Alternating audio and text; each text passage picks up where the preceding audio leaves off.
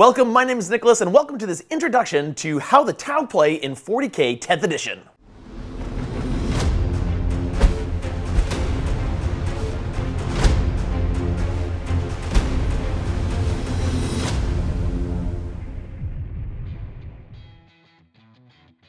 Tenth edition is here, and they've reset all the codexes, so now everybody has to start from scratch. It's a fun time because it's kind of like the Wild West. Nobody knows what's the best thing. Everyone's trying to figure out what works. And the Tau are no different. They have changed a lot as well. Today we're going to go through the Tau Index a little bit, give you my impressions of it, what I think might be some really great combos, what's changed, how they play now, and what you can expect getting into your own games of playing the Tau on the 40k tabletop. First up, to get this out there first, if you are getting into 10th edition from a previous edition, you can't go into it expecting all of your previous miniatures to act the same way they did. A lot of their function has changed. A lot of their role has changed. You have to approach this edition cleanly with a clear head and realize that you have to start from scratch with everything. The Tau have gotten a complete rework on how they work, from everything from marker lights to battlesuit systems to drones, and it's going to take some time to get used to these changes. So in 10th edition, every army has an army-wide bonus, and the army-wide bonus for Tau is for the greater good. This has had different iterations throughout the different editions of this game, but in 10th edition, for the greater good is basically a way for units to work together. You kind of choose units in pairs. One unit is the spotter unit, one unit is the guided unit, and then you choose a target. That target, if you shoot at it with the unit that's being guided, they get +1 to hit. With the caveat that if you shoot at anything else, it's -1 to hit. So essentially it's one unit calling in marker light shots and the other one being able to get better hits. So you kind of want to, when you're list designing your army, think about taking them in pairs, and when you deploy them, you want to be able to deploy them in pairs because both units have to see the target they want to shoot at to get that +1. Also designating which units are going to be your spotter units, because you want to put marker drones or have them equipped with marker lights, because then you ignore cover. Pathfinders are excellent at this because they can actually do it twice. They can be a spotter for 2 different units. And if you attach an ethereal with the enhancement through Unity Devastation, you actually get to add special rules. I don't remember what it is. You actually get to add special rules to those spotted units as well. So both planning your list and planning how to deploy and move and shoot is going to take a little bit of work. You got to think through and plan how you're going to shoot. I've been doing different colored dice right now for markers for indicating what unit's a spotter, what unit is the guided unit, and what unit is my target, to help me keep my mind straight as I go along my board and plan out my shooting phase. In 10th edition, in addition to your army special rule, there's a detachment bonus. Currently, there's only 1 detachment per army. In the future, there'll be lots of different attachments, and this gives you an additional bonus that kind of affects how you play that army, because different armies can have different play styles. Tau in the past have had some more aggressive play styles and more defensive play styles, and this has been epitomized in their lore names: Kaiyun, the Patient Hunter, and Modka, the application of overwhelming firepower. In Index Land, where we are right now, they have only given us 1 detachment, and that detachment they chose to be Kaiyun. Personally, I'm a little disappointed in that, because that is not my playstyle. My playstyle has generally been that aggressive, high risk, high reward. I want to get up close and have really extra powerful weapons, but be at risk of getting killed. It's a fun way to play. So, but the detachment bonus they gave us was Kaiyun, which is a very patient hunter-esque bonuses. Basically, you have to wait till turn 3, and then your entire army gets sustained hits, which basically is extra hits on a critical hit, which is typically a 6. Which is a very powerful ability, especially when you're rolling like 30 dice with breachers or something like that. You can expect 5, 6 extra hits. It's not bad. But you have to wait till turn 3 to get it. So only in turn 3, 4, 5 do you get those abilities. I usually want to try to be effective in turn 1, 2, 3. Now in 9th edition, you sometimes were leery of choosing Kaiyun because you might not be alive turn 3, 4, 5 because the game was just so lethal. In all of the practice games I've had of 10th edition, the game is not even remotely close to as lethal. I've had games with a railgun and a Doomsday Arc trading shots across the board for 3 turns before one of them killed each other. In 9th edition 40k, Tau were sometimes overbearing in the shooting phase. I could take a unit of crisis suits and be able to be confident that anything I targeted at them would likely be wiped out. Not so in 10th edition. Not only is that a design philosophy across the entire system, things are a lot less killy, expect a lot more back and forth, but the roles of a lot of weapons, units, and tactics have changed. Tau have always been, and will always be, at their core, a shooting army. High-tech, long-range, powerful shooting. I've been reading through all the data sheets as much as I can. The standard infantry weapon is a strong strength 5, although we did lose our point of AP.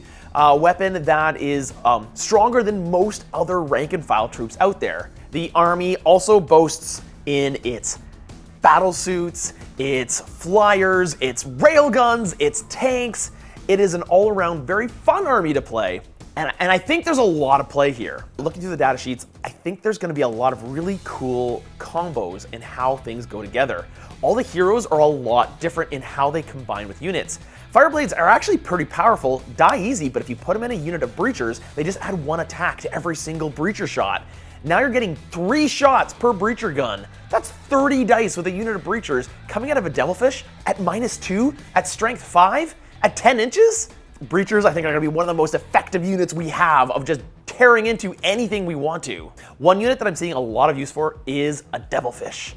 Not only are they incredibly tough and hard to kill by the average model if you don't have anti-tank weapons, but they are fast, and they have the special rule to allow the Devilfish to advance and then the guys get out, which means we can go almost anywhere in the board, drop off some breachers or fire warriors on an objective, and take that objective, because breachers and fire warriors are OC2, meaning they're very likely to be able to take that objective. I'm also seeing some interesting play with piranhas. They have a decent OC, and they're not that expensive, and they're with fusion blasters and seeker missiles, they actually have some decent anti-tank weaponry. But what's really cool is their special ability is when they end their movement phase, they can choose a unit to take a battle shock test, which means you could potentially take a unit of piranhas, move them a crazy 14 plus an advance roll onto an objective, make that unit battle shock, take over the objective for not that expensive of a unit. Another unit that might be really effective in 10th edition, I think, might be the Storm Surge. Previously, I didn't take it a lot in 9th because I really felt like the firepower just wasn't there for the cost, and it was a very expensive unit. The firepower of this thing and the durability of this thing, I think is going to make it worth it. I want to do some more testing, but tanks, dreadnoughts, anything with a high toughness value is actually going to be really tough to take off the field. And that brings me to one thing I think Tau is going to struggle with in 10th edition. I don't feel we have nearly as many tools to deal with tanks as we need. There is, of course, the classic railgun, hammerhead railguns. They're good, they're effective, but you can really only take 3 of them, and they're only 1 shot each. So you're not getting a lot of anti-tank weapons. If you come across a list with a lot of dreadnoughts in it or vehicles in it, I think we might have a tough time getting through that armor and actually doing damage. Previously, we could rely on things like crisis suits with a lot of fusion blasters to be able to take down those vehicles. But not only did fusion blasters very sadly lose some range and went down to 12 inches, they only are strength 9 now. And yes, that's a point higher than 9th edition, but most dreadnoughts and vehicles are toughness 10 or higher, which means almost all the vehicles you want to be killing with those now 12 inches fusion blasters are only going to be wounding on 5s. I actually took a unit of crisis suits equipped with nothing but fusion blasters, shot them into a dreadnought, and got 2 wounds through. And that's, yes, poor rolling, but it didn't feel like I could get any kind of oomph from those crisis suits. One combo that I really want to try more of is taking a Cold Star battlesuit and putting it into a unit of crisis suits. It means their movement goes up to 12 inches, their weapons become assault, because sadly, all of our weapons lost the assault keyword, so we won't be able to advance and fire like before. Gonna have to get used to it. But it gives their weapons the assault keyword, it makes them a 12-inch movement, and crisis suits already can advance a full 6 without having to roll. So you can actually move 18 inches onto an objective and still shoot with them. So that's incredibly mobile. One very big change is how drones work now. Drones, unfortunately, are no longer a model that can shoot or interact or do anything. They are just a token, essentially, reminding you that this unit has this ability. For instance, marker drones give you the marker-like keyword, allowing when you guide a unit, it now ignores cover, which is great. Shield drones Add 1 wound to the bearer. So if you take 3 shield drones in a unit of 3 crisis suits, you now have plus 1 wound in each crisis suit. But gone are a lot of the specialty drones. You don't, for instance, shielded missile drones, just completely gone. There are no shielded missile drones anymore. Essentially, you're just equipped with the weapons that it has or the special ability that it has. Which on the one hand, makes it a lot easier to do drones and balance them and make them work. But on the other hand, I kind of feel like the thematic aspect of these swarm of drones doing things was kind of fun, but annoying at the same time. So I'm okay with the change, but it is a big change to get used to.